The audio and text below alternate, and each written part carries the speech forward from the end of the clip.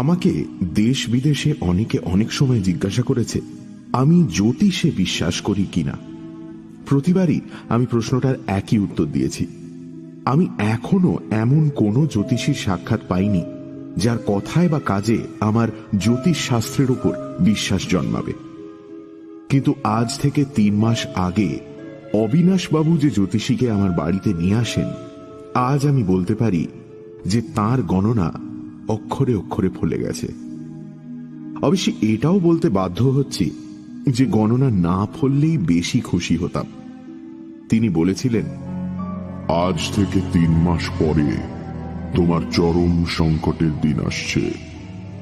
শনির দৃষ্টি পড়বে তোমার উপর, এমনই অবস্থায় পড়বে যে মনে হবে এর চেয়ে মৃত্যুও ভালো।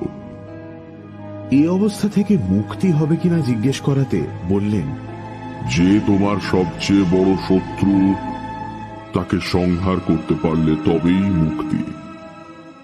আমি স্বভাবতই জিজ্ঞেস করলাম, এই শত্রুটি কে? তাতে তিনি ভারী রহস্যজনকভাবে একটু হেসে বললেন, তুমি নিজে।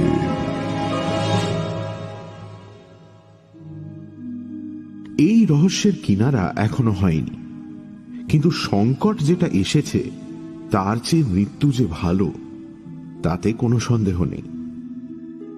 এই সংকটের সূত্রপাত আজই পাওয়া একটি চিঠিতে। 2 মাস আগে আমি মাদ্রিদ থেকে একটি বিজ্ঞানী সম্মেলনে অংশগ্রহণ করার জন্য আমন্ত্রণ পাই। এই চিঠিতে সম্মেলনের উদ্যোক্তা বিশ্ববিখ্যাত প্রাণীতত্ত্ববিদ ডি স্যান্টোস লিখেছিলেন, আমরা সকলেই বিশেষ করে তোমাকে চাই। তুমি না এলে আমাদের সম্মেলন যথেষ্ট মর্যাদা লাভ করবে না। আশা করি তুমি আমাদের হতাশ করবে না।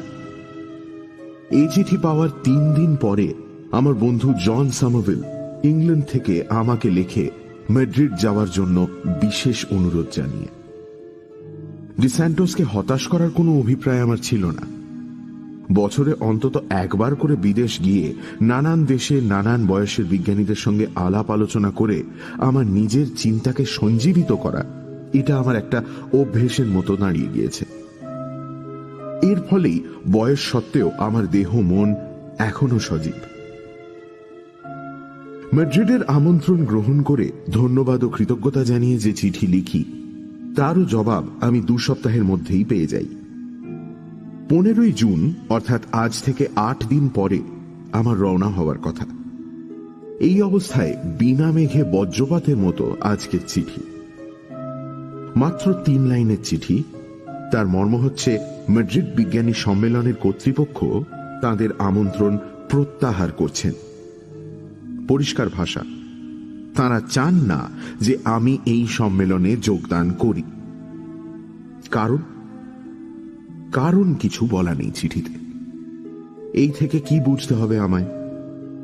কি এমন ঘটতে পারে যার ফলে এরা আমাকে অপাঙ্ক্তেয় বলে মনে করছেন?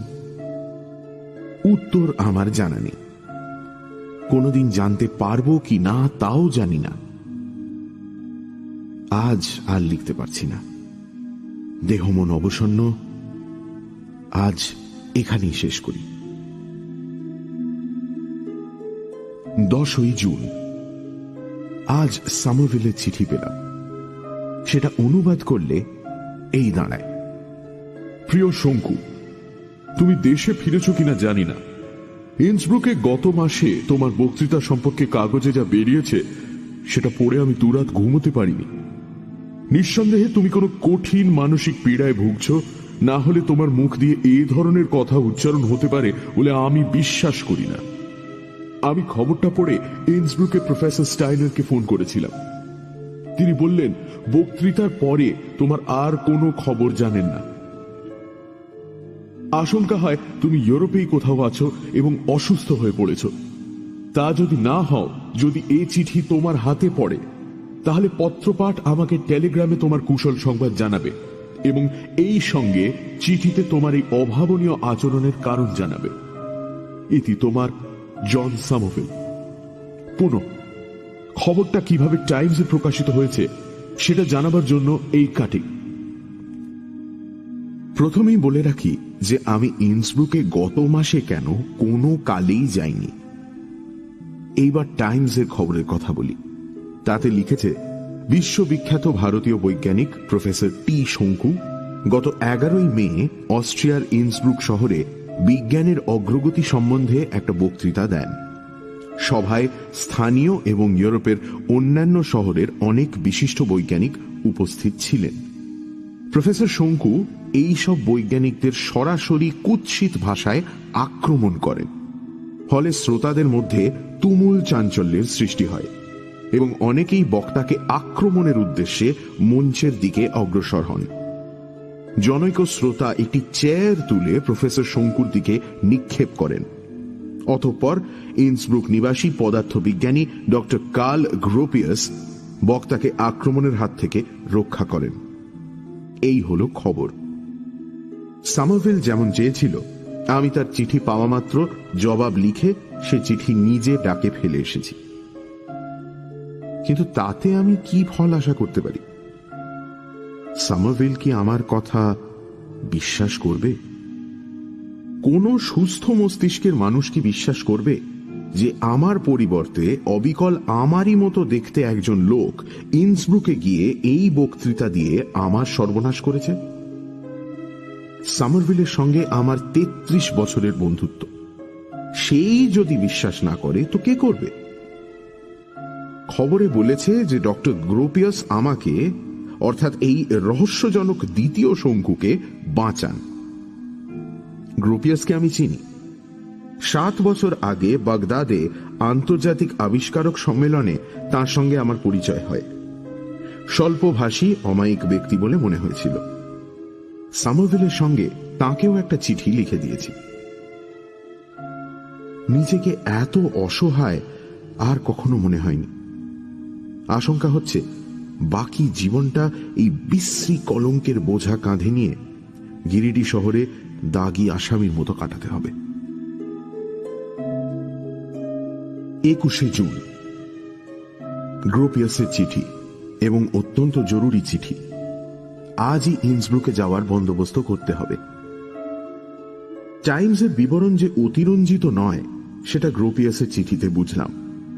রোমেনিয়ার মাইক্রোবায়োলজিস্ট জর্জ পোপেস্কু নাকি আমার দিকে চেয়ার ছুঁড়ে মারেন। এনজাইম সম্পর্কে তার মহামূল্য গবেষণাকে আমি নাকি অর্বাচীন বলে উড়িয়ে দিয়েছিলাম। ফলে অত্যন্ত স্বাভাবিক কারণেই তিনি প্রচন্ড উত্তেজিত হয়ে পড়েন। গ্রোপিয়াস মঞ্চে আমার পাশেই বসেছিল। সে আমার হাত ধরে হ্যাঁচকা টান মেরে এক পাশে সরিয়ে আমার প্রাণ বাঁচায়। চেয়ারটা একটা মাইক্রোফোনকে বিকল করে দিয়ে টেবিলের ওপর রাখা জল ভর্তি দুটো কাঁচের গেলাসকে চুরমার করে দেয়। গ্রোপিয়াস লিখছে, তোমাকে আমি হাত ধরে টেনে শটান লাইবনিজ হলের বাইরে নিয়ে আসি। তুমি তখন এত উত্তেজিত হয়ে পড়েছিলে যে তোমাকে ধরে রাখা আমার পক্ষে অসম্ভব হয়ে উঠেছিল। বাইরে আমার গাড়ি অপেক্ষা করছিল। কোন রকমে তাতে তোমাকে তুলে আমি রওনা দিই। হাত ধরেই বুঝেছিলাম যে তোমার গা জ্বরে পুড়ে যাচ্ছে। ইচ্ছা ছিল হাসপাতালে নিয়ে যাব, কিন্তু 1 কিলোমিটার গিয়েই একটা চৌমাথায় ট্রাফিক লাইটের দরুন গাড়িটা থামার সঙ্গে সঙ্গে তুমি দরজা খুলে নেমে পালাও। তারপর অনেক খুঁজেও আর তোমার দেখা পাইনি। তোমার চিঠি পেয়ে বুঝলাম তুমি দেশে ফিরেছ। বিদেশি বৈজ্ঞানিক মহলে তোমার নামে যে কলঙ্ক রটেছে সেটা কিভাবে দূর হবে জানি না, তবে তুমি যদি একবার ইন্সব্রুকে আসতে পারো তাহলে ভালো ডাক্তারের সন্ধান দিতে পারি। তোমাকে পরীক্ষা করে যদি কোনো মস্তিষ্ক বা স্নায়ুর গন্ডগোল ধরা পড়ে তাহলে সেদিনকার ঘটনার একটা স্পষ্ট কারণ পাওয়া যাবে এবং সেটা তোমার পক্ষে সুবিধাজনক হবে। অসুখ যদি হয়েই থাকে তাহলে চিকিৎসার কোনো ত্রুটি হবে না ইন্সব্রুকে। গ্রোপিয়াস ইন্সব্রুকের একটা কাগজ থেকে সেদিনকার ঘটনার একটা ছবিও পাঠিয়ে দিয়েছে। হন্তদন্ত গ্রোপিয়াস আমার পিঠে হাত দিয়ে আমাকে এক পাশে সরিয়ে দিচ্ছেন। এই আমির সঙ্গে আমার চেহারার কোনো পার্থক্য ছবিতে ধরতে পারলাম না, কেবল আমার চশমাটা, যেটা ছবিতে দেখছি প্রায় খুলে এসেছে, সেটার কাঁচ স্বচ্ছ না হয়ে ঘোলাটে বলে মনে হচ্ছে। আমার ডাইনে বাঁয়ে টেবিলের পিছনে বসা ব্যক্তিদের মধ্যে আরো দুজনকে চেনা যাচ্ছে। একজন হলেন রুশ বৈজ্ঞানিক ডক্টর বোরোডিন, আর অন্যজন ইন্সব্রুকের তরুণ প্রত্নতাত্ত্বিক প্রফেসর ফিঙ্কেলস্টাইন। ফিঙ্কেলস্টাইন তার হাত দুটো আমার দিকে বাড়িয়ে রয়েছে, হয়তো সেও আমাকে আক্রমণ করতে যাচ্ছিল। আজ সারা দিন ধরে গভীরভাবে চিন্তা করে বুঝেছি যে আমাকে ইন্সব্রুক যেতেই হবে। সেই জ্যোতিষীর কথা মনে পড়ছে যে বলেছিল আমার এই পরম শত্রুটি সংহার না করলে আমার মুক্তি নেই। আমার মন বলছে এই ব্যক্তি এখনো ইন্সব্রুকেই রয়েছে আত্মগোপন করে। তার সন্ধানই হবে এখন আমার একমাত্র লক্ষ্য। সামারভিলকে লিখে দিয়েছি আমার সংকল্পের কথা, দেখা যাক কি হয়। 23শে জুন। আজ নতুন করে আমার মনে আতঙ্ক দেখা দিয়েছে। আমার ডায়েরি খুলে গত 3 মাসের দিনলিপি পড়ে দেখছিলাম। মে মাসের 3রা থেকে 22 পর্যন্ত দেখলাম কোনো এন্ট্রি নেই। সেটা অস্বাভাবিক নয়, কারণ উল্লেখযোগ্য কিছু না ঘটলে আমি ডায়েরি লিখি না। কিন্তু খটকা লাগছে এই কারণে যে ওই সময়টাতেই ইন্সব্রুকে ঘটনাটা ঘটেছিল। এমন যদি হয় যে আমি ইন্সব্রুকের নেমন্তন্ন পেয়েছিলাম, ইন্সব্রুকে গিয়েছিলাম, ওই রকম বক্তৃতাই দিয়েছিলাম এবং তারপর ইন্সব্রুক থেকে ফিরে এসেছিলাম, কিন্তু এই পুরো ঘটনাটাই আমার মন থেকে লোপ পেয়ে গেছে, কোন সাময়িক মস্তিষ্কের ব্যারাম থেকে কি এই ধরনের বিস্মৃতি সম্ভব? এটা অবশ্যই খুব সহজেই যাচাই করা যেত।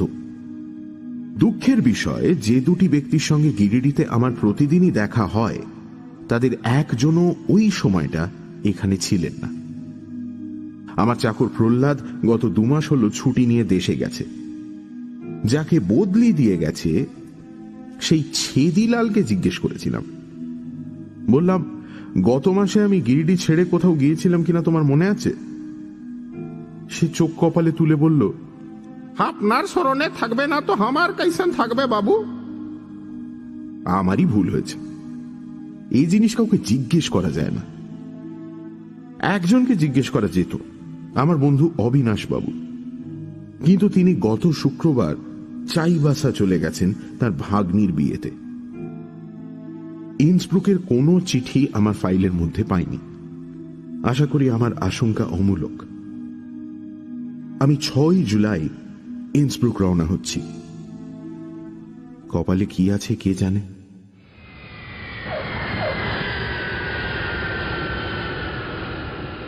7 জুলাই ইন্সব্রুক, বিকেল 4টে।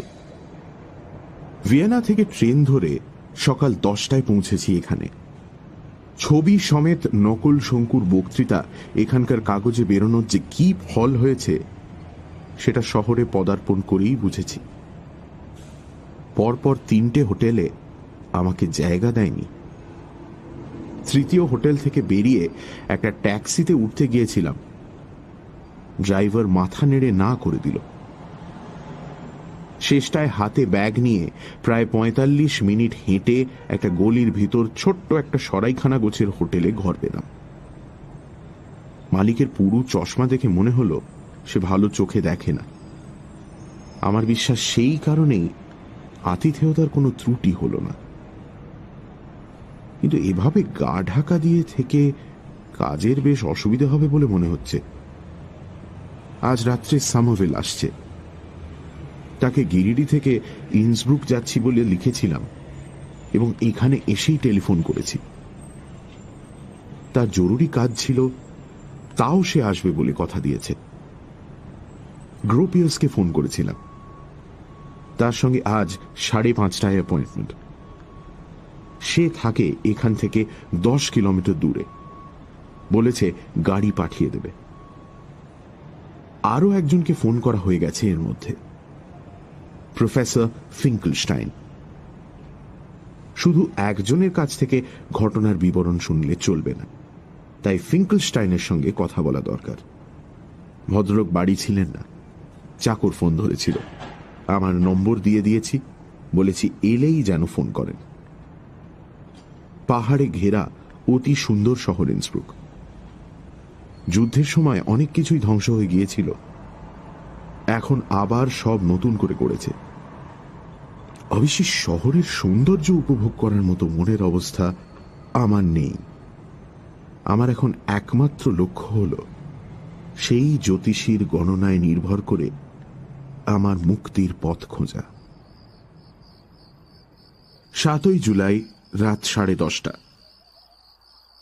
গ্রোপিয়াসের সঙ্গে সাক্ষাৎকারের ঘটনাটা গুছিয়ে লিখতে চেষ্টা করছি।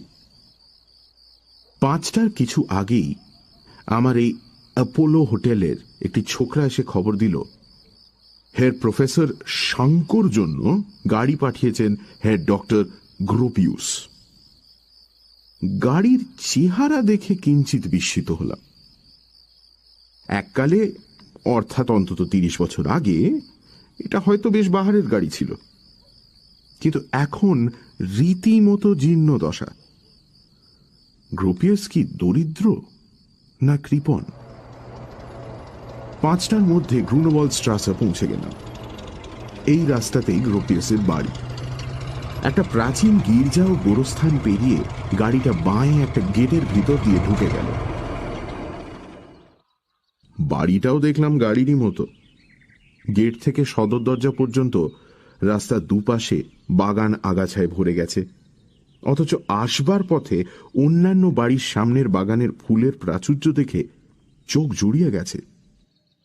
বাগদাদে গ্রোপিয়াসের চেহারা যা মনে ছিল তার তুলনায় এবারে তাকে অনেক বেশি বিধ্বস্ত বলে মনে হল।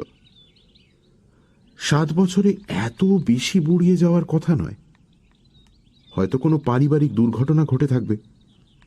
আমি এ ব্যাপারে কোনো অনুসন্ধিৎসা প্রকাশ করলাম না, কারণ তার নিজের স্বাস্থ্যের চেয়ে আমার স্বাস্থ্য সম্পর্কে সে অনেক বেশি উদ্বিগ্ন বলে মনে হল।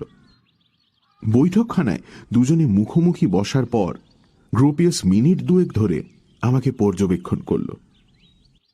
শেষটায় আমাকে বাধ্য হয়েই হালকাভাবে জিজ্ঞেস করতে হলো, আমি সেই শঙ্কু কিনা সেটা ঠাহর করতে চেষ্টা করছো? গ্রোপিয়াস আমার প্রশ্নের সরাসরি উত্তর না দিয়ে যে কথাটা বলল তাতে আমার ভাবনা দ্বিগুণ বেড়ে গেল। ডক্টর ওয়েবার আসছেন, তিনি তোমাকে পরীক্ষা করে দেখবেন। সেদিন তোমাকে ওয়েবারের ক্লিনিকে নিয়ে যাচ্ছিলাম, কিন্তু তুমি সে সুযোগ দাওনি। আশা করি এবারে তুমি আপত্তি করবে না। একমাত্র আমি বিশ্বাস করি যে সেদিন তুমি অসুস্থ ছিলে বলেই এসব কথা বলতে পেরেছিলে। অন্য যারা ছিল তারা আমার সঙ্গে একমত নয়। তারা এখনো তোমাকে পেলে ছিঁড়ে খাবে। কিন্তু ওয়েবারের পরীক্ষার ফলে যদি প্রমাণ হয় যে তোমার মাথায় গোলমাল হয়েছে, তাহলে হয়তো এরা তোমাকে ক্ষমা করবে। শুধু তাই নয়, চিকিৎসার সাহায্যে সুস্থ হয়ে তুমি হয়তো আবার তোমার সুনাম ফিরে পাবে। আমি অগত্যা বলতে বাধ্য হলাম যে গত 40 বছরে এক দিনের জন্য আমি অসুস্থ হইনি। দৈহিক মানসিক কোনো ব্যাধির সঙ্গেই আমার পরিচয় নেই। গ্রোপিয়াস বলল, তাহলে কি তুমি বলতে চাও যে এত সব নামকরা বৈজ্ঞানিক, শিমানভস্কি, রিটার, পোপেস্কু, অল্টম্যান, স্ট্রাইকার, এমনকি আমি নিজে, এদের সম্বন্ধে তুমি এত নীচ ধারণা পোষণ করো? আমি যথাসম্ভব শান্তভাবে বললাম, গ্রোপিয়াস, আমি বিশ্বাস করি যে আমারই মতো দেখতে আর একজন লোক রয়েছে, যে নিজে বা অন্য কোনো লোকের প্ররোচনায় আমাকে অপদস্থ করার জন্য এই সব করেছে। তাহলে সে লোক এখন কোথায়? সেদিন আমার গাড়ি থেকে নেমে সে শহর থেকে কি ভ্যানিশ করে গেল? তোমার না হয় পাসপোর্ট ছিল, টিকিট ছিল, তুমি সোজা প্লেন ধরে দেশে ফিরে গেছো। কিন্তু একজন প্রতারকের পক্ষে তো হঠাৎ শহর থেকে পালানো এত সহজ নয়। আমি বললাম, আমার বিশ্বাস সে লোক এই শহরেই আছে। এমনও হতে পারে যে সে একজন অখ্যাত বৈজ্ঞানিক, অনেক জায়গায় আমাকে দেখেছে, আমার বক্তৃতা শুনেছে। বোঝাই যাচ্ছে আমার সঙ্গে তার কিছুটা সাদৃশ্য আছে, বাকিটা সে মেকআপের সাহায্যে পুষিয়ে নিয়েছে। গ্রোপিয়াসের চাকর হট চকলেট দিয়ে গেল। চাকরের সঙ্গে সঙ্গে একটা কুকুরও এসে ঘরে ঢুকেছে। বুঝলাম সেটা জাতে ডোবারম্যান পিনশার। কুকুরটা আমাকে দেখে ল্যাজ নাড়তে নাড়তে কাছে এসে আমার প্যান্ট শুঁকতে লাগলো, কিন্তু তারপরেই দেখলাম সে আমার মুখের দিকে চেয়ে বার তিনে গড়গড় শব্দ করল। গ্রোপিয়াস ফ্রিকা ফ্রিকা বলে দুবার ধমক দিতেই সে যেন বিরক্ত হয়ে আমার কাছ থেকে সরে গিয়ে কিছুটা দূরে কার্পেটের উপর বসে পড়ল। তুমি এখানে এসেছো বলে আর কেউ জানে কি? গ্রোপিয়াস প্রশ্ন করল। আমি বললাম, ইন্সব্রুকে আমার জানা বলতে আর একজনই আছেন। তাকে এসে ফোন করেছিলাম, কিন্তু তিনি বাড়ি ছিলেন না। তার চাকরকে আমার ফোন নাম্বার দিয়ে দিয়েছি। কে তিনি? আমি একটু হেসে বললাম, তিনিও প্রফেসর শঙ্কুর বক্তৃতায় উপস্থিত ছিলেন। তোমার পাঠানো খবরের কাগজের ছবিতে তাকে দেখলাম। গ্রোপিয়াস ভ্রুকুঞ্চিত করল। কার কথা বলছো তুমি? Professor Finkelstein. I see. খবরটা শুনে গ্রোপিয়াসকে তেমন প্রসন্ন বলে মনে হলো না।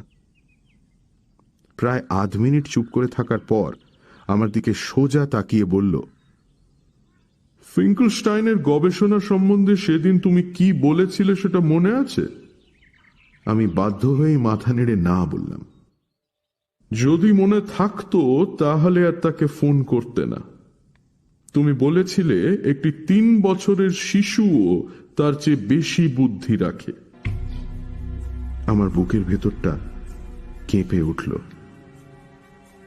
খুব ভালো করেই জানি এই উন্মাদ বক্তৃতার জন্য আমি দায়ী নই, কিন্তু এখানকার লোকের যদি সত্যিই ধারণা হয়ে থাকে যে এই প্রতারকই হচ্ছে আসল শঙ্কু, তাহলে আমার বিপদের শেষ নেই। গ্রোপিয়াস ছাড়া কি তাহলে আমি কারোর উপরেই ভরসা করতে পারবো না? একটা গাড়ির শব্দ।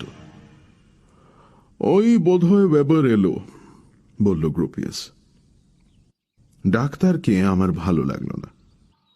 জার্মানির তুলনায় অস্ট্রিয়ার লোকেদের মধ্যে যে মোলায়েম ভাব থাকে সেটা এর মধ্যেও আছে, তবে সেটার মাত্রাটা যেন একটু অস্বস্তিকর রকম বেশি। মুখে লেগে থাকা সরল হাসিটাও কেন জানি কৃত্রিম বলে মনে হয়।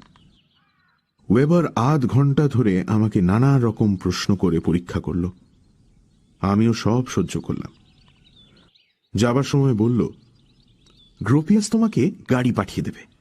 কাল সকালে গটফ্রিড স্ট্রাসাতে আমার ক্লিনিকে এসো, সেখানে আমার যন্ত্রপাতি আছে। তোমাকে সুস্থ করাটা আমার কাছে একটা চ্যালেঞ্জ হয়ে রইল। আমি মনে মনে বললাম, তোমার চেয়ে অন্তত 10 গুণ বেশি সুস্থ আমি। তুমি 1 মাস নখ কাটনি, তোমার ঠোঁটে সিগারেটের কাগজ লেগে আছে, তোমার জিভের দোষে কথা জড়িয়ে যায়। তুমি করবে আমার মাথার ব্যামোর চিকিৎসা। ওয়েবারকে গাড়িতে তুলে দিতে গ্রোপিয়াস ঘর থেকে বেরিয়ে গিয়েছিল। ওর দেরি দেখে আমি ঘরটা ঘুরে দেখছিলাম।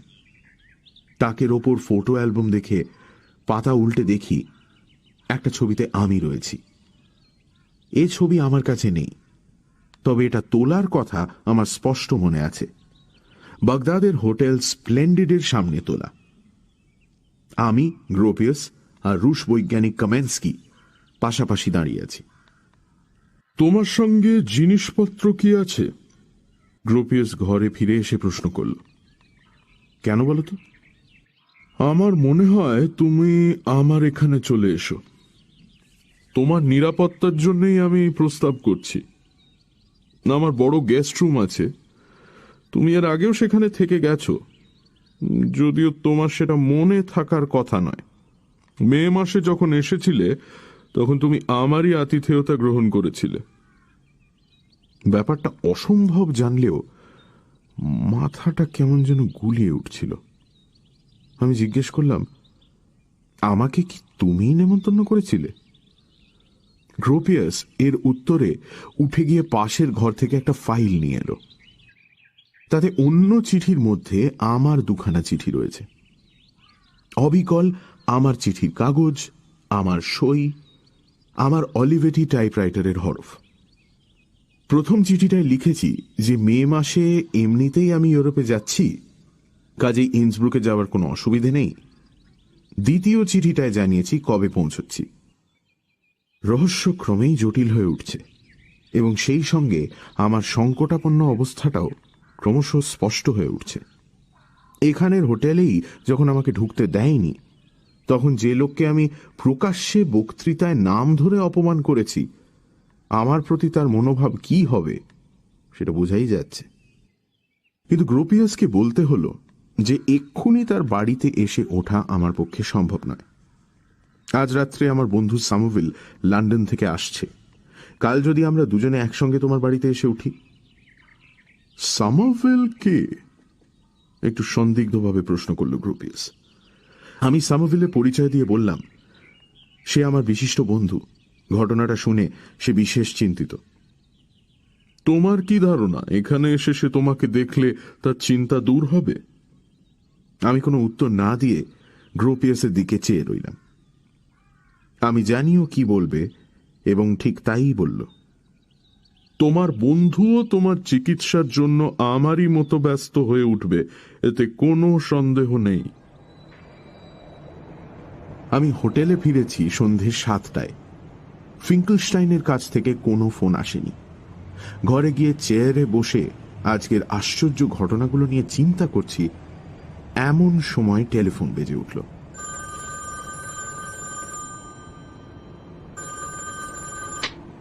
সামোভিল রেল স্টেশন থেকে ফোন করছে। বললাম, কি হলো, তুমি আসছো না? আসছি তো বটেই, একটা উৎকণ্ঠা হচ্ছিল তাই ফোনটা করলাম। কি ব্যাপার? তুমি অক্ষত আছো কিনা সেটা জানা দরকার। অক্ষত এবং সম্পূর্ণ সুস্থ। ভেরি গুড, আমি আধ ঘন্টার মধ্যেই আসছি, অনেক খবর আছে। আমার সম্বন্ধে সামোভিল যে কতটা উদ্বিগ্ন সেটাই টেলিফোনেই বুঝতে পারলাম। কিন্তু কি খবর আনছে সে?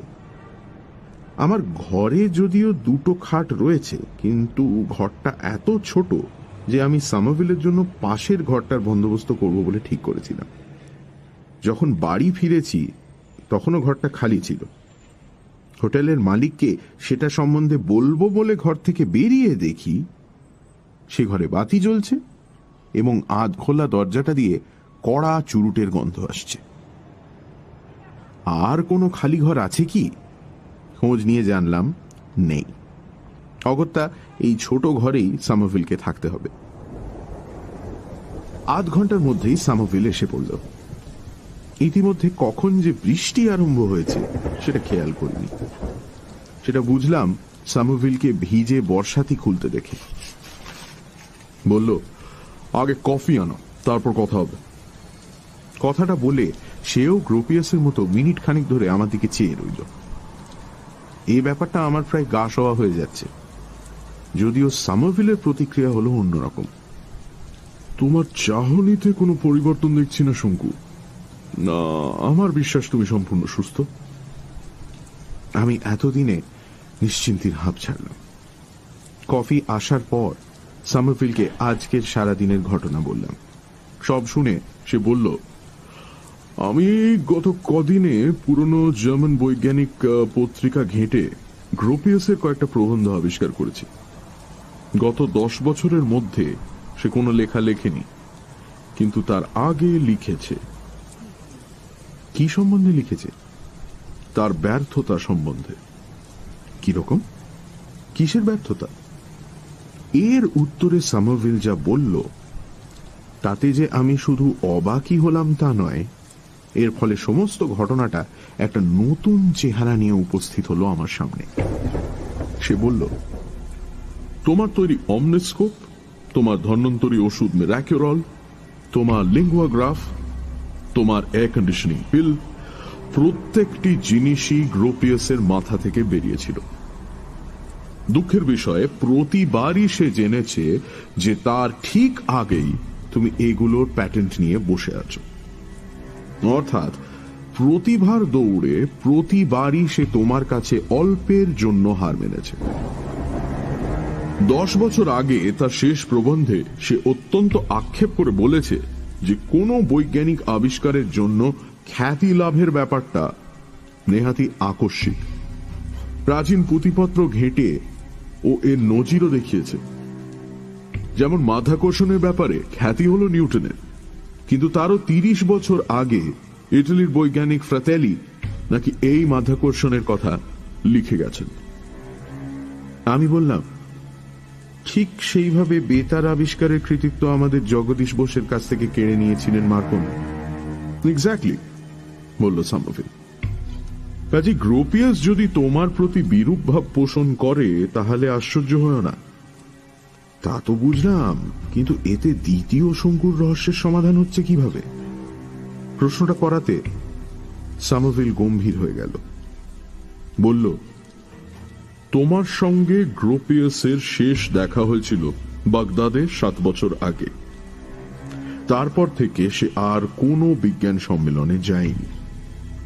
এই প্রথম গত মে মাসে ইন্সব্রুকে তারই উদ্যোগে আয়োজিত বিজ্ঞানী সম্মেলনে সে যোগদান করে। আর আমি সামারভিলকে বাধা দিয়ে বললাম, কিন্তু এই সম্মেলন থেকে আমি কোনো চিঠি পাইনি। সে তো পাবেই না, কিন্তু গ্রোপিয়াস নিশ্চয়ই বলেছে যে সে তোমাকে ডেকেছে। এমনকি সে তোমার সই সমেত চিঠিও নিশ্চয়ই তার ফাইলে রেখেছে। আমাকে বলতেই হলো যে সে চিঠি আমি নিজের চোখে দেখে এসেছি। তার সঙ্গে এর আগে তোমার চিঠি লেখালেখি হয়েছে? সামোভিল প্রশ্ন করল। আমি বললাম, বাগদাদে ওর সঙ্গে আলাপ হবার পর আমি ওকে 2 বার চিঠি লিখেছি, আর পরপর 5 বছর নববর্ষে সম্ভাষণ জানিয়ে কার্ড পাঠিয়েছি। সামোভিল গম্ভীরভাবে মাথা নাড়ল, তারপর বলল, তোমার সঙ্গে চেহারার মিল আছে এমন কোন লোক নিশ্চয়ই জোগাড় করেছে গ্রোপিয়াস। যেটুকু তফাৎ সেটুকু মেকআপের সাহায্যে ম্যানেজ করেছে, আর বক্তৃতার বিষয়টা তাকে আগে থেকেই শিখিয়ে দিয়েছে। টাকার লোভে এই কাজটা অনেকেই করতে রাজি হবে। এই দ্বিতীয় শঙ্কুর তো কোনো দায় দায়িত্ব নেই, সে ফরমাস খেটে টাকা পেয়ে খালাস। এদিকে আসল শঙ্কুর যা সর্বনাশ হবার তা হয়েই গেল, আর গ্রোপিয়াসেরও প্রতিশোধ নেওয়া হয়ে গেল। ভালো কথা, তোমার বক্তৃতার কোনো রেকর্ডিং গ্রোপিয়াসের কাছে থাকতে পারে? প্রশ্নটা শুনেই আমার মনে পড়ে গেল, বাগদাদে গ্রোপিয়াসকে একটা ছোট্ট টিপ রেকর্ডের সঙ্গে নিয়ে ঘুরতে দেখেছি। আমি বললাম, সেটা খুবই সম্ভব। শুধু তাই না, আমার একটা ভালো রঙিন ছবিও তার কাছে আছে, আমি আজই দেখেছি। সামোভিল একটা আক্ষেপ সূচক শব্দ করে বলল, মুশকিলটা কি জানো? যাকে শঙ্কু সাজিয়েছে তাকে খুঁজে পাওয়ার সম্ভাবনা খুবই কম, অথচ গ্রোপিয়াসের শয়তানি প্রমাণ করতে গেলে দ্বিতীয় শঙ্কুর প্রয়োজন। এই হোটেলে ঘরে টেলিফোন নেই। দোতলার 3 জন বাসিন্দার জন্য একটি মাত্র টেলিফোন রয়েছে প্যাসেজে। যদি 1 নম্বরের জন্য ফোন আসে তাহলে একবার করে রিং হতে থাকে। 2 নম্বর হলে ডাবল রিং, আর 3 নম্বর হলে 3 বার। টেলিফোন 2 করে বাজছে দেখে বুঝলাম আমারই ফোন। দরজা খুলে বাইরে বেরিয়ে ফোন ধরলাম। হ্যালো, প্রফেসর শঙ্কু কথা বলছেন? হ্যাঁ। আমার নাম ফিঙ্কলস্টাইন। আমি বৃথা বাক্য ব্যয় না করে আসল প্রসঙ্গে চলে গেলাম। গত মে মাসে এখানে একটা বিজ্ঞানী সভায় তুমি বোধহয় উপস্থিত ছিলে। কাগজে তোমার ছবি দেখলাম। তুমি কি তোমার চশমা হারিয়েছ? এই অপ্রত্যাশিত প্রশ্নের কি জবাব দিতে হবে ভাবছি, সেই ফাঁকে ফিঙ্কলস্টাইন আর একটা প্রশ্ন করে বসল। তোমার চশমার কাঁচ কি ঘোলাটে না স্বচ্ছ? আমি বললাম, স্বচ্ছ, এবং সে চশমা আমার কাছেই আছে, কোনোদিন হারাইনি। আমার তাই বিশ্বাস। যাই হোক, বিজ্ঞান সভায় যে শঙ্কু বক্তৃতা দিয়েছিলেন, তিনি ঘর থেকে বেরোবার সময় তার চশমাটা খুলে মেঝেতে পড়ে যায়। সেটা আমি তুলে নিই। শুধু চশমা নয়, তার সঙ্গে একটা জিনিস আটকে ছিল, সেটাও আমার কাছে আছে। কি জিনিস? সেটা তুমি এলে দেখাবো। ওটা না পেলে কিন্তু আমারও ধারণা হতো যে যিনি বক্তৃতা দিয়েছেন তিনি আসল শঙ্কু, নকল নন। কথাটা শুনে আমার হৃদকম্প শুরু হয়ে গেছে। বললাম, কখন তোমার সঙ্গে দেখা করে যায়? ফিঙ্কেলস্টাইন বলল, এখন রাত হয়ে গেছে, আর দিনটাও ভালো না। কাল সকালে 8:30 আমার বাড়িতে এসো। বেশি সকাল হয়ে যাচ্ছে না তো? না না, ঠিক 8:30 যাব। আমার সঙ্গে আমার ইংরেজ বন্ধু জন সামারভিলও থাকবে। বেশ, তাকে নিয়ে এসো, তখনই কথা হবে। অনেক কিছু বলার আছে। ফোন রেখে দিলাম। সামারভিল পাশেই দাঁড়িয়েছিল। দুজনে আবার ঘরে ফিরে এলাম। সামারভিল দরজাটা বন্ধ করে দিয়ে বলল, 3 নম্বরে যিনি আছেন তাকে চেনো? কেন বলো তো? লোকটা আজ সন্ধ্যায় এসেছে। ভদ্রলোকের একটু বেশি রকম কৌতূহল বলে মনে হলো। চুরুটের গন্ধ পেয়ে পিছনে ফিরে দেখি দরজাটা 1 ইঞ্চি ফাঁক করে দাঁড়িয়ে আছে। তোমার ফোনের কথা শোনার জন্য তার এত আগ্রহ কেন? এর উত্তর আমি জানি না। লোকটা কে তাও জানি না। আশা করি কাল ফিঙ্কেলস্টাইনের সঙ্গে কথা বলে রহস্য অনেকটা পরিষ্কার হবে। এখন রাত 11টা। বৃষ্টি হয়ে চলেছে। সামারভিল শুয়ে পড়েছে। 9 জুলাই। কাল ডায়েরি লিখতে পারিনি। লেখার মতো অবস্থা ছিল না। সেই জ্যোতিষীর গণনা শেষ পর্যন্ত ফলেছে। একটা কথা মানতেই হবে, শয়তানিতে একজন সাধারণ মানুষের পক্ষে বৈজ্ঞানিককে টেক্কা দেওয়া অসম্ভব। যাজ্ঞে, আপাতত কালকের অসামান্য ঘটনাগুলোর বর্ণনায় মনোনিবেশ করি। সকাল 8:30টায় ফিঙ্কেলস্টাইনের সঙ্গে অ্যাপয়েন্টমেন্ট ছিল।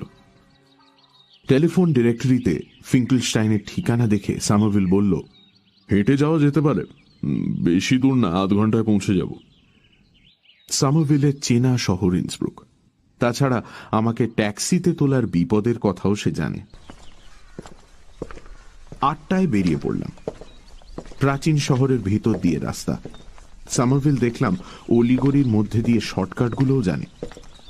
একটা গলি পেরিয়ে খোলা জায়গায় পড়তেই দেখি ডাইনে ছবির মতো সুন্দর সিল নদী বয়ে যাচ্ছে। আমরা নদীর ধার ধরে কিছু দূর গিয়ে বাঁয়ে একটা পার্ক ছাড়িয়ে আবার বাঁদিকেই ঘুরে একটা নির্জন রাস্তায় পড়লাম। এটাই রোজেনবাম অ্যালি, অর্থাৎ ফিঙ্কেলস্টাইনের বাড়ির রাস্তা। 11 নম্বর খুঁজে পেতে কোনোই অসুবিধে হলো না। ছোট অথচ ছবির মতো সুন্দর বাড়ি। সামনেই বাগান, তাতে নানা রঙের ফুল ফুটে রয়েছে। আর তারই মধ্যে সামনের দরজার ডান পাশে একটা আপেল গাছ দাঁড়িয়ে আছে প্রহরীর মতো। আমরা এগিয়ে গিয়ে দরজার বেল টিপলাম। একজন প্রৌঢ় চাকর এসে দরজা খুলে দিল। আমাকে দেখেই তার মুখে হাসি ফুটে ওঠাটা কেমন যেন অস্বাভাবিক লাগলো। আসুন ভেতরে। আপনি কিছু ফেলে গেছেন বুঝি? আমার বুকের ভেতরে যেন একটা হাতুড়ি পড়ল। প্রফেসর ফিঙ্কেলস্টাইন আছেন? সামারভিলের গলার স্বরে সংশয়। মনিব তো এখনো ঘরেই আছেন। কোথায় ঘর? দোতলায় উঠেই ডান দিকে। ইনি তো একটু আগেই। 3 ধাপ করে সিঁড়ি উঠে দোতলায় পৌঁছে গেলাম। ডান দিকের ঘরের দরজা খোলা। সামারভিল তার লম্বা পা ফেলে আগে ঢুকে মাই গড বলে দাঁড়িয়ে গেল। এটা ফিঙ্কেলস্টাইনের স্টাডি। মাহাগনির টেবিলের সামনে অদ্ভুতভাবে মাথাটাকে পিছনে চিতিয়ে চেয়ারে বসে আছে ফিঙ্কেলস্টাইন।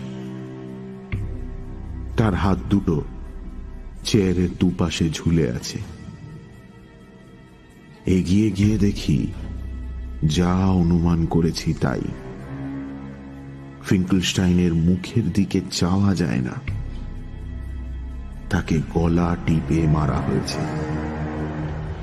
কণ্ঠনালীর দুপাশে আঙুলের দাগ এখনো টাটকা। এই দৃশ্য দেখে ফিঙ্কেলস্টাইনের চাকর যেটা করল সেটাও মনে রাখার মতো।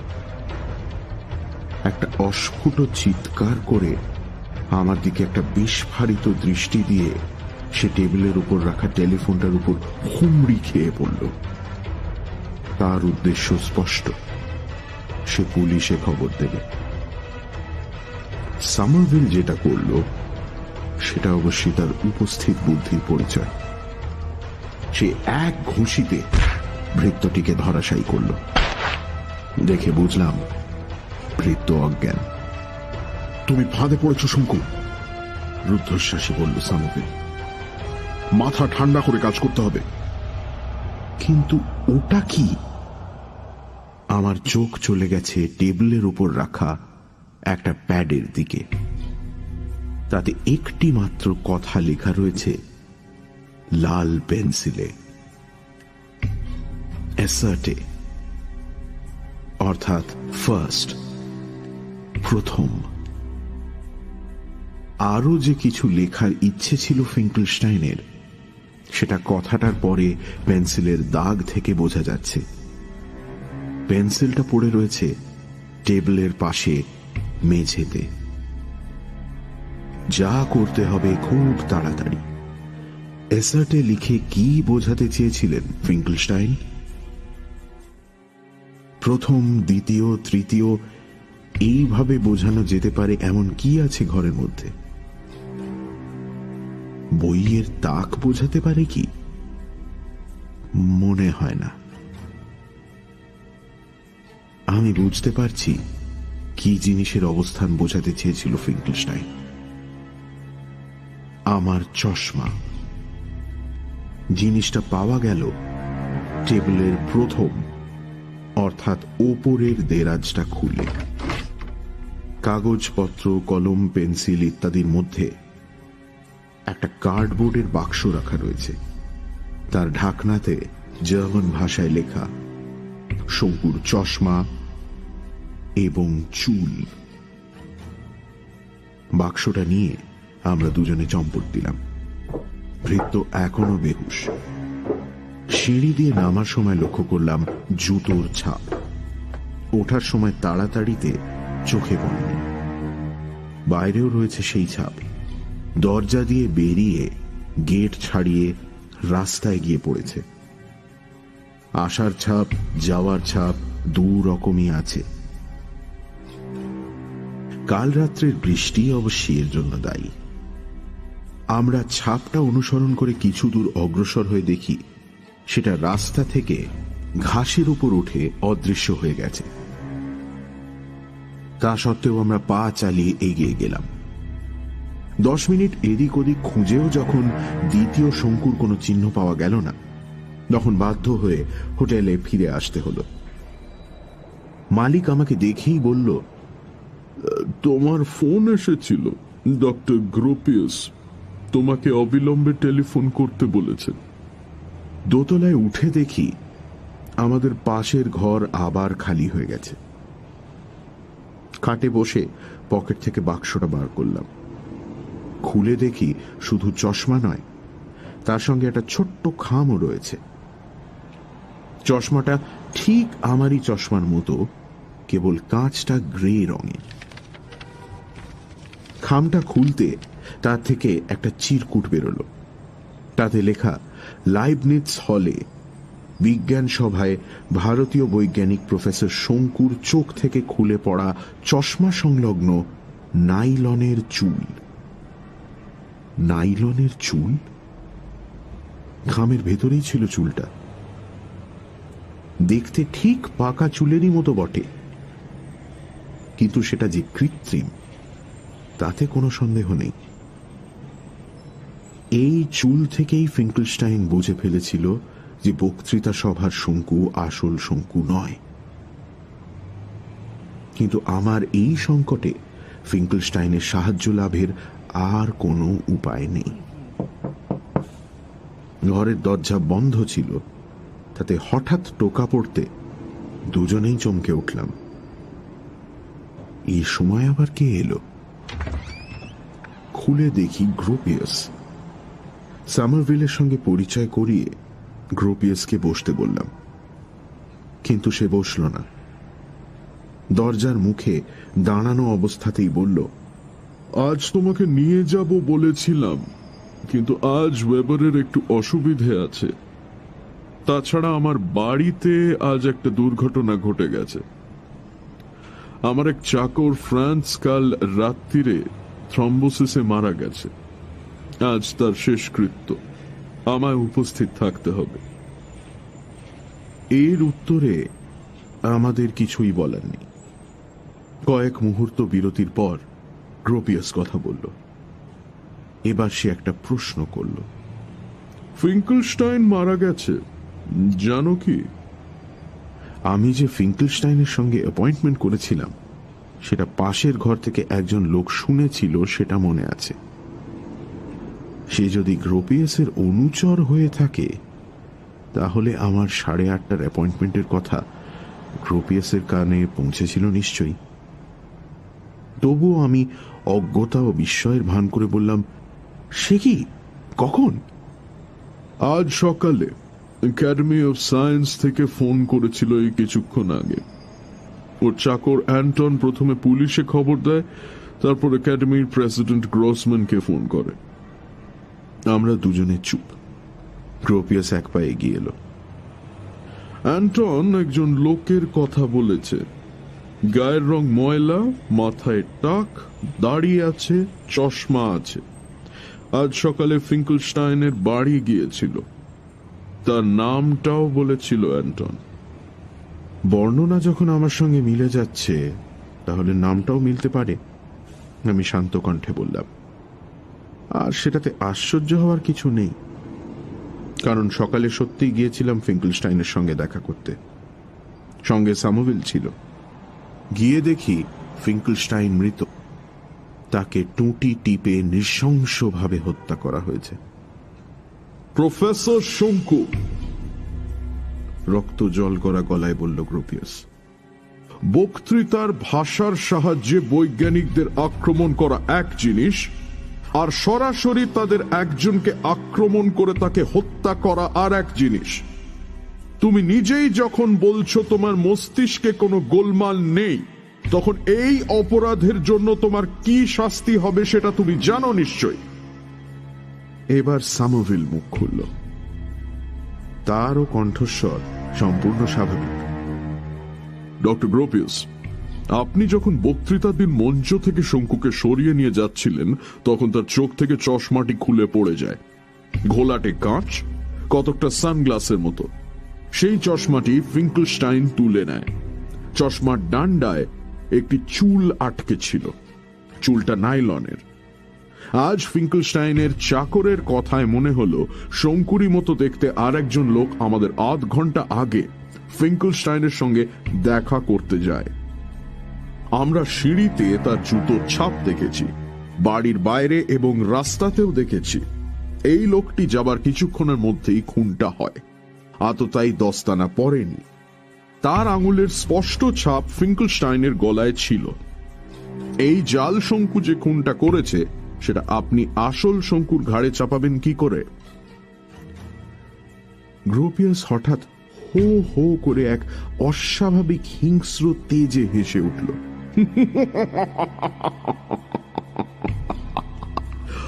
কি করে চাপাবো সেটা দেখতেই পাবে। কাল শঙ্কু আমার বাড়িতে বসে আমার পেয়ালা থেকে হট চকলেট খেয়েছে, আমার ফটো অ্যালবামের পাতা উল্টে দেখেছে। এসবে কি আর তার আঙুলের ছাপ পড়েনি? আজকাল কৃত্রিম আঙুলের ছাপ তৈরি করা যায় প্রফেসর সামোভিল। হান্স গ্রোপিয়াসের আবিষ্কার এটা। ইতিমধ্যে ইউরোপের 3 জন সেরা ক্রিমিনালকে আমি এর উপায় বাতলে দিয়েছি। এতক্ষণ লক্ষ্য করিনি যে দরজার বাইরে গ্রোপিয়াসের আড়ালে আর একটি লোক দাঁড়িয়ে আছে পকেটে হাত দিয়ে। একে আমি চিনি। এই লোকই সেদিন পাশের ঘর থেকে আড়ি পেতেছিল।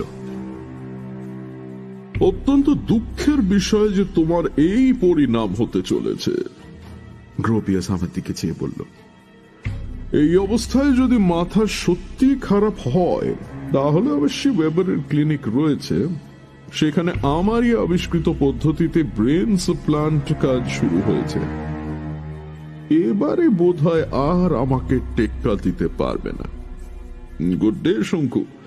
Good day professor Summerville. Gropius আর তার অনুচর সিঁড়িতে ভারী শব্দ তুলে নিচে নেমে গেল। আমি খাটে বসে পড়লাম। সামোভিল পায়াচারি শুরু করেছে। দুবার তাকে বলতে শুনলাম, কি শয়তান, কি শয়তান। আমি বুঝতে পারছি চারিদিক থেকে জাল ঘিরে আসছে আমাকে।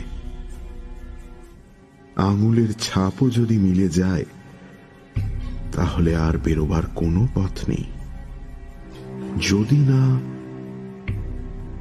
যদি না জাল শঙ্কুকে খুঁজে বের করে পুলিশের সামনে উপস্থিত করা যায়। ফাঁদে যখন পড়েছি, পায়াচারি থামিয়ে বলল সামোভিল, তখন ফাঁদের শেষ দেখে যেতে হবে। মরতে হলে লড়ে মরা ভালো, এইভাবে নয়। বুঝলাম আমার বিপদকে নিজের ঘাড়ে নিতে বিন্দু মাত্র দ্বিধা করছে না সামোভিল। চাবি দিয়ে সুটকেস খুলে রিভলভার বার করে সে পকেটে পুরল। বিজ্ঞানের সঙ্গে সঙ্গে শিকারেও যে তার আশ্চর্য দখল, সেটা সে ভেনেজুয়েলার জঙ্গলে অনেকবার প্রমাণ করেছে। আমিও আমার অ্যানাইহিলিন গান বা নিশ্চিহ্নাস্ত্রটা সঙ্গে নিলাম। মাত্র 4 ইঞ্চি লম্বা আমার এই আশ্চর্য অস্ত্রটি আমি পারতপক্ষে ব্যবহার করি না। ঘরের দরজা বন্ধ করে সিঁড়ি দিয়ে নেমে আমরা হোটেলের বাইরে বেরিয়ে এলাম। একটা ট্যাক্সি দেখে সেটাকে হাত তুলে থামিয়ে এগিয়ে যেতে ড্রাইভার আমাকে দেখেই 9 অর্থাৎ না না বলে মাথা না, সেটাই আবার ইয়া হয়ে গেল যখন সামোভিল তার হাতে একটা 100 গ্রোসেনের নোট গুঁজে দিল। একটু আগেই একটা সাইরেনের শব্দ পেয়েছি।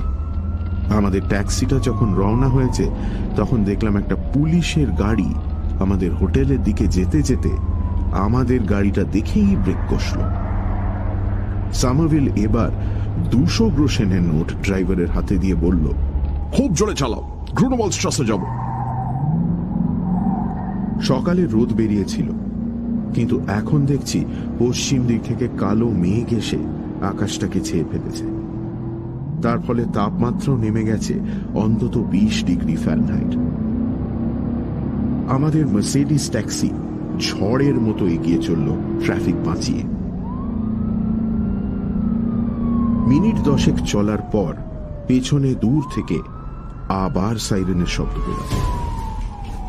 সামোভিল ড্রাইভারের পিঠে হাত দিয়ে একটা মৃদু চাপ দিল, ফলে আমাদের গাড়ির গতি আরো বেড়ে গেল।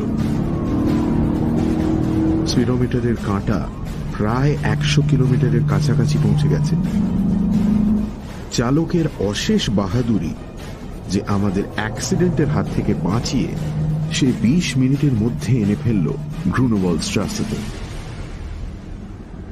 সামনে একটা মিছিল, তাই বাধ্য হয়ে গাড়ির গতি কমাতে হলো। 10-12 জন লোক একটা কফিন নিয়ে বাঁয়ে গোরস্থানের গেটের ভিতর দিয়ে ঢুকে গেল। তার মধ্যে 2 জনকে চিনলাম, কাল যে চাকরটি হট চকলেট এনে দিয়েছিল এবং গ্রোপিয়াস নিজে। আমাদের গাড়ি গোরস্থানের গেট ছাড়িয়ে গ্রোপিয়াসের গেটে পৌঁছানোর ঠিক আগে সামোভিল চেঁচিয়ে উঠল, স্টপ দ্য কার, গাড়ি ব্যাক করো। বকশিস পাওয়া ড্রাইভার তৎক্ষণাৎ গাড়ি থামিয়ে ব্যাক করে গোরস্থানের গেটের সামনে এসে থামল। আমরাও নামলাম, আর সেই সঙ্গে সাইরেনের শব্দে গোরস্থানের স্তব্ধতা চিরে পুলিশের গাড়ি এসে আমাদের ট্যাক্সির পিছনে সশব্দে ব্রেক কষল। গোরস্থানে একটা সদ্য খোঁড়া গর্তের পাশে রাখা হয়েছে কফিনটাকে। সব যাত্রীদের সকলেই আমাদের দিকে দেখছে, এমনকি গ্রোপিয়াসও। পুলিশের গাড়ি থেকে একজন ইন্সপেক্টর ও আরো দুটি লোকের সঙ্গে নামল ফিঙ্কলস্টাইনের ভৃত্য অ্যান্টন, এবং নেমেই আমার দিকে আঙুল দেখিয়ে বলল, ওই সেই লোক। পুলিশ অফিসার আমার দিকে এগিয়ে এলেন। গোরস্থানের পাদ্রী তার শেষকৃত্য শুরু করে দিয়েছে। প্রফেসর শঙ্কু, আমার নাম ইন্সপেক্টর ডিট্রিক। আপনাকে আমাদের সঙ্গে একটু। সামারভিলের রিভলভার 3 বার গর্জিয়ে উঠল, সঙ্গে সঙ্গে 3 বার কাঠ ফাটার শব্দ। ওকে পালাতে দিও না! সামারভিল চিৎকার করে উঠল, কারণ গ্রোপিয়াস গোরস্থানের পিছন দিক লক্ষ্য করে ছুট দিয়েছে। একজন পুলিশের লোক হাতে রিভলভার নিয়ে তার দিকে তীর বেগে ধাওয়া করল। ইন্সপেক্টর ডিট্রিক চেঁচিয়ে উঠলেন, যে পালাবে তাকেই গুলি করা হবে। এদিকে আমার বিস্ফারিত দৃষ্টি চলে গেছে কফিনের দিকে। 3টের একটা গুলি তার পাশের দেয়াল ভেদ করে ভেতরে ঢুকে গেছে। অন্য দুটো ঢাকনার কানায় লেগে সেটাকে দ্বিখণ্ডিত করে স্থানচ্যুত করেছে। কফিনের ভেতর বিশাল দুটি নিষ্পলক পাথরের চোখ নিয়ে যিনি শুয়ে আছেন তিনি হলেন আমারই ডুপ্লিকেট, শঙ্কু নাম্বার 2।